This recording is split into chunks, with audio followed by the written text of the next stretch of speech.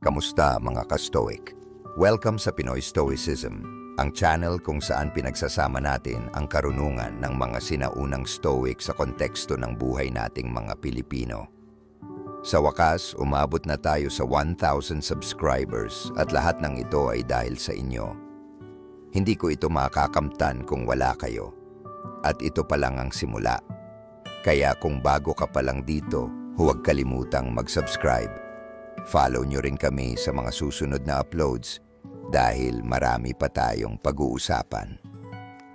Sa Pinoy Stoicism, hindi lang tayo natututo. Binabago natin ang pananaw natin sa sarili, sa buhay, at sa mundo. Muli, maraming salamat. Shoutout muna tayo sa ilan sa mga solid nating taga-subaybay. Shoutout kina Lowell Sumilhig, Alper Pajares, Gilbert Sichon, Seth Daquiado, Jovelyn Fernandez, Rom Haison, Arnold de la Cruz, Florenco Balasuela, Dino Margate, at Norbeta Santos. Salamat sa patuloy niyong pagsubaybay sa bawat video natin. Kung gusto mong mapasama sa next shoutout, i-comment mo lang sa baba ang favorite mong Stoic quote o kung anong natutunan mo sa mga video natin. Ngayon, dumako na tayo sa main topic ng video na to. Handa ka na ba? Tara, simulan na natin. Naranasan mo na ba yung tipong akala mo siya na?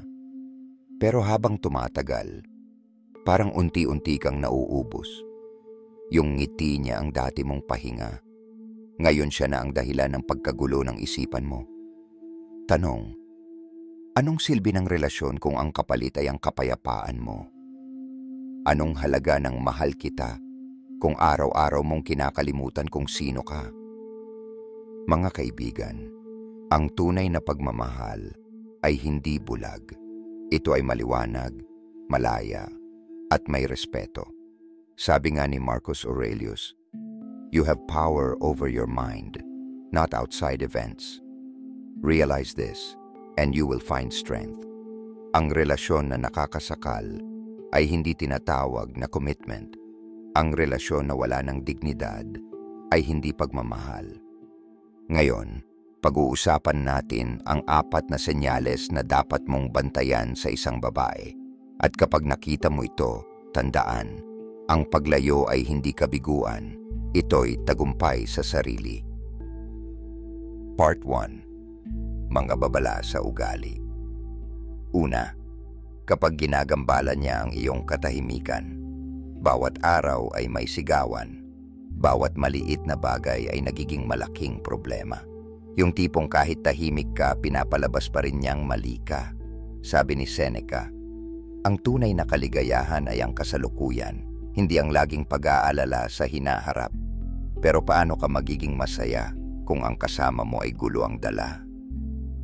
Kapag minura ka niya sa harap ng pamilya mo, kapag nilalait ka niya kahit anong paliwanag mo, kapag palagi siyang galit pero ikaw ang laging nagpapakumbaba. Kaibigan, hindi yan pag-ibig. Yan ay lason. Ang Stoicism ay nagtuturo ng inner peace at responsibilidad mong protektahan ito.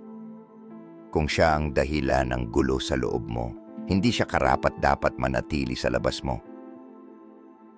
Pangalawa, kapag ginagawa ka niyang opsyon, hindi prioridad. Gusto niya ng tulong mo kapag siya'y may problema. Pero kapag ikaw ang may kailangan, bigla siyang nawawala. Pag may party, hindi ka invited.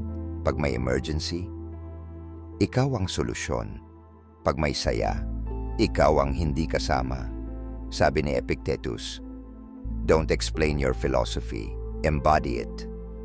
Kung pinaparamdam niya sa iyo na ikaw ay pangalawa, huwag mong ipilit ang sarili mo na maging una. Ang isang babae na mahal ka ay hindi ka ilalagay sa waiting list. Hindi ka niya gagamitin lang kung kailan siya malungkot. Mamahalin ka niya sa tahimik man o magulo, sa harap ng iba o kapag kayong dalawa lang.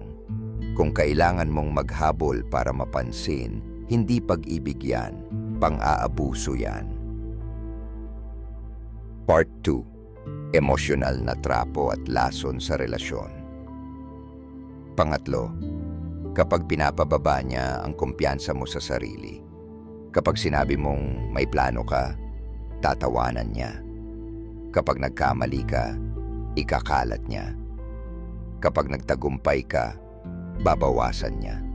Sabi ni Marcus Aurelius, "The happiness of your life depends on the quality of your thoughts." Pero kung ini-inject niya sa isipan mo na kulang ka, na hindi ka sapat, na hindi mo kaya, lumalason siya sa sarili mong landas. Ang tamang babae ay hindi hadlang. Siya ay tulay. Hindi kanya kokontrolin sa pamamagitan ng pang-aalipusta. Hindi kanya guguluhin para lang mas lumakas ang ego niya. At sa oras na iparamdam niya sa iyo na kailangan mong maging mas mababa para lang manatili siya. Yan ang senyales na oras na para humakbang pataas, mag-isa. Pang-apat, kapag sinisira niya ang iyong mga prinsipyo, may paninindigan ka, may paniniwala ka, pero dahil sa kanya, natututo kang magsinungaling, mandaya, o baliwalain ang pamilya mo. Sabi ni Zeno of Citium, tagapagtatag ng Stoicism, "Man conquers the world by conquering himself." Pero paano kung ang babaeng mahal mo ang mismong humahatak sa iyo palayo sa sarili mo? Halimbawa, pinipilit kanyang iwan ang trabaho mo para sa kapritsyo niya. Gusto niyang piliin mo siya, kapalit ng pagkakaibigan o pamilya mo. O mas malala, gusto kanyang sirain para lang siya ang mukhang tama. Ang ganitong klasing babae, hindi partner, kundi panganib. Kung pinipilit niyang baguhin ang core ng pagkatao mo, bitawan mo siya. Hindi dahil hindi mo siya mahal, kundi dahil mas mahalaga ang prinsipyo kaysa sa kahit sinong tao. Mga ka-Stoics, tandaan niyo ito. Ang Stoicism ay hindi pagtakip sa sakit. Ito ay pagkilala sa katotohanan at pagsuko sa mga bagay na hindi mo kayang kontrolin. Sabi nga ni Epictetus, "No man is free who is not master of himself." Kung ang relasyon mo ay parang kulungan at ang pagmamahal niya ay parang kadena, hindi mo kailangang maghintay ng pahintulot. Iwanan mo. Hindi mo kailangang magpaliwanag.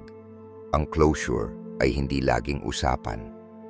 Minsan, ito ay desisyon. Kung ang relasyon mo ay sumisira sa iyong isipan, sa prinsipyo mo, at sa pagkatao mo, huwag kang matakot mag-isa. Dahil ang tunay na Stoic, hindi naghihintay ng perpektong babae. Pinipili niya ang katahimikan kaysa sa relasyong puno ng sigaw. Kung may natutunan ka sa video na ito, ibahagi mo sa isang kaibigan na kailangang marinig ito.